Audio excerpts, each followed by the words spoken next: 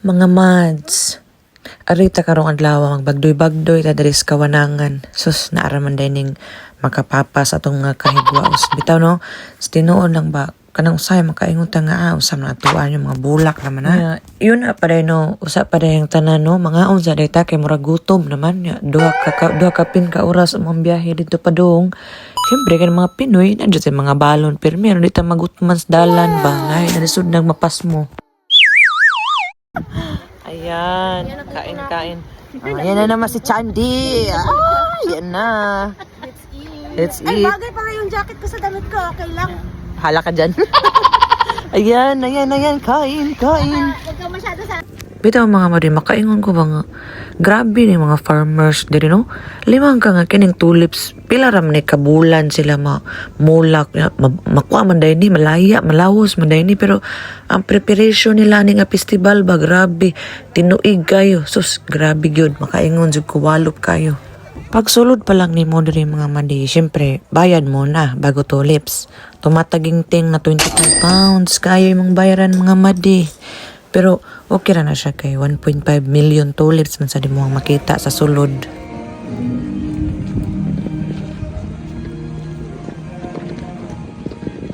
Siyempre, aura-aurahan gyud mo na kay talagsaram ta makalugsong madi. Papitik dahil tang angkol.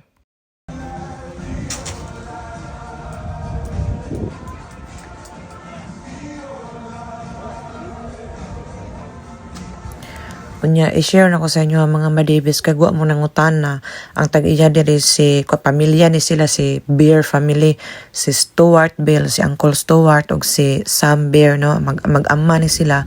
Unya nakapanag-iyam sila mga 100 kapin ka hektarya diri sa ilang farm. So ilang gitamnan og kanang mga bulak no kini mga tulips nya daghan pa jud kay mga shops diri. Grabe lang kwarta lagi ani madi kay kag bilyon-bilyon gid pero ang preparation ana walo pug kay di pud sa ingon nga kanang maasi-asi syempre daghan kay kagisuhulan tawo mga makinarya unya kuan gyud makaingon jud ka nga tested and proven na gyud ni kay sukad pa gyud ni 1991 ning ilahang tulips farm dinhi kay mga tao diri walop sad kayo mo tangkilik sad ba mo support sad kayo pero ingon pa sa history mga mads ug pads dili gyud ni siya ingon ani ka dako ning tulips nila sa una gamay ra ning tulips farm or tulips garden na nila sa una na maligya ra ni sila tulips ba nya tabang-tabang sila sa World War kanang nga ang pamilya nila mo na ilang generation hangtod nga na inspire sila nga i-expand pa nila kay na-inspired sila atong sa Amsterdam, sa Holland, katuig nga atong sa Chicago nga what if ka na maghimo ta ganang tulips festival ba yan nato sundugo na to katong inato nila mo to nga na successful man dito na award winning na dahil sila pati lang mga escape room mo na nga grabe gid sila ka kuan jud kayo no kanang ilahag yung ipangandaman bahunat jud kayo karon na ana sila yung mga secondary sites nila no so same gyapon ang company same gyapon tag-iya tulis farm gyapon na sila tulip fields nga nahimutang sa Hertfordshire sa Willows Farm Park nya na po sila tulip garden katong sa Hatton Country World Warwickshire katong giadtuan na mo last year pero kaniya mong gianian karon mo nang ilang main site Tulip Festival diri sa West Sussex Turners Hill Road Crawley RH10 4PD. Kung ako makarecommend jud sa inyo mga madi nga mo bisita mo diri mga second week or third week sa April mo jud na pinaka the best kay kung first week sa April napay mga wa na mulak ana nya second week mga bius pa na nanay uban na mukad nya ganahan man sad ko ato mga bius kay lingin-lingin tanawon ba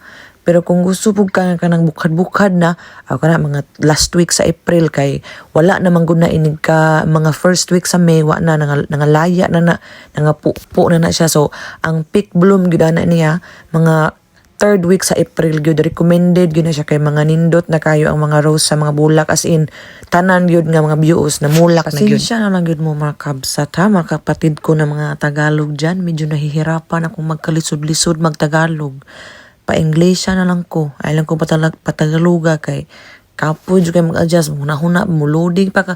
Unsa ito Tagalog sa kuan gani ha? Kuha patay mabisaya na lang siguro ko ani oy. Diri man gud sa ilaha mga madi, lahi man gud ang mga Briton o kani mga British ba. More on relaxation, mga happy-happy kani sila mo nang dili kani sila magpa-stress sa kinabuhi. kung mahimo gani sila 3 days a week ra ni sila manarbaho. Kaya man pud nila na kay naman sila madawat sa gobyerno. Ilang mga anak na madawat sa gobyerno niya. Di po sila paatik ang mga overtime kay kabalo sila nga dako og mabayaran sa tax kung dako po ang hours sa work. Muna madi nga kung makaya ni mog lipay-lipay ayaw likay-likay. Pero kung lahi po rin mong kalipay imuha na sad na kay kung ako pangutanon mga lugar mangyud no kanang mga nindot nga mga views mo jud na akong kalipay madi. Syempre aside sa shopping kay mo man ang mga color gid sa mga kasagaran ng mga girls. Pero bitaw, depende man po na sa tao, mads, o hilig po nila. Kay akong papa, bitaw, laki man to, pero hilig magitog bulak. Basta lagi among natanaman sa una lagi. Gwapo lagi kayo, no? Puno gyud. Nakaparat lang gyud sa tuwa, manggod. Kay gibagyo, manggod. Naghangkig bagyo ba? Nya, papas lagi tanan lagi. Bulak. Basta bagyo lang gyud atay lang, wadyo'y pilion. Nya, mga mahal ra ba itong mga bulak. O tas kung papa, sayanga lagi. Pero saon man ato, no? Karon laag na pud ko bahala og pobreta basta happy ana raman na unya kung kalipay ni mo bulak diri na ka. Nya sultihan ta mo guys nganong kining tulis ang ilahang pag-pronounce ani Talis Tulip Field. Mao ni ang pinaka number 1 nga tulip festival nga ginabisita diri sa UK sa English countryside kay naa man gud sila gitawag nga Taste of Holland di ba? So daghan po kay silag mga variety sa mga tulips nagkadaiya ra na mga nagmix-mix ng color diha.